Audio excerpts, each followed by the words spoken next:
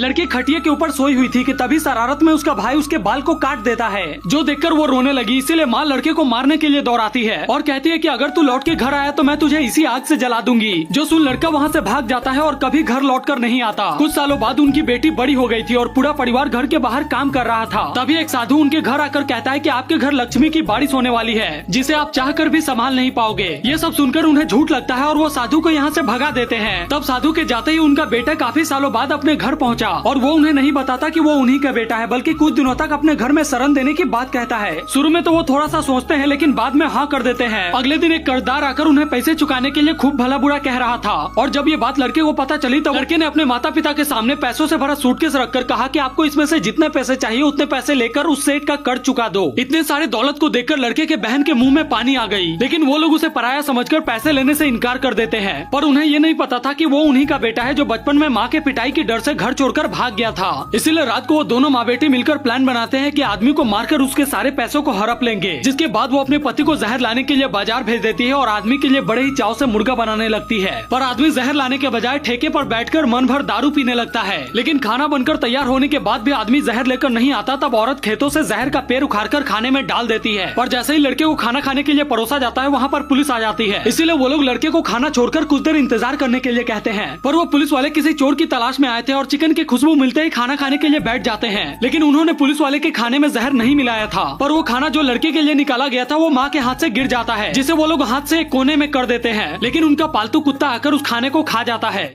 जिससे कुत्ते की मौत हो गई। कुत्ते को मरा हुआ देखकर औरत को डर लग गई, इसीलिए वो मेहमान के खाने में जहर नहीं मिलाती। लेकिन जब मेहमान खाना खाकर चला जाता है तब औरत की बेटी जहर न डालने की वजह से उस पर काफी ज्यादा गुस्सा होती है और फिर उसे चाकू से खत्म करने का फैसला करती है। उधर जब आदमी ठेके पर दारू पी रहा था तब उसे पता चलता है कि वो मेहमान और कोई नहीं बल्कि उसी का बेटा है जो माँ के डर से बचपन में घर छोड़कर भाग गया था। ये सुनते ही आदमी का सारा नशा टूट गया और वो भागा भागा घर पहुंचा। लेकिन तब तक परिवार के लालच ने उस आदमी को खत्म कर दिया था। और जब ये बात पिता ने माँ को बताया तब वो फूट फूट कर रोने लगी और पीछे कब्र खोद रही बहन ने जब ये सुना तब उसके भी दिल पर बिजली गिर गई। इसीलिए माँ इस पाप का प्रायश्चित करने के लिए खुद खाने में जहर मिलाकर खाने लगती है, जो देखकर बेटी और पिता ने भी उसे खाना शुरू कर दिया और फिर पूरे घर में रुई बिछाकर उसमें आग लगा देते हैं। गाँव के इस घर में अचानक ही एक औरत की मौत हो गई। इसीलिए जमा हुए आसपास के लोग शहर में उनके बेटे के पास कॉल करते हैं, लेकिन वो कॉल औरत की बहू उठाती है और जब गाँव के लोग उसे